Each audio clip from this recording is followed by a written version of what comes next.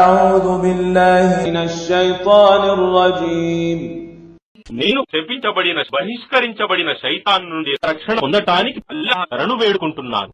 لا ينهاكم الله عن الذين لم يقاتلوكم في الدين ولم يخرجوكم من دياركم أن تبروهم وتقسطوا إليهم إن الله يحب المقسطين.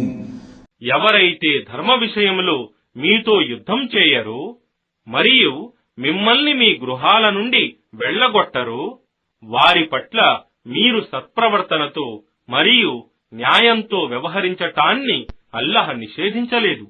నిశ్చయంగా అల్లాహ్ న్యాయవర్తనులను ప్రేమిస్తాడు.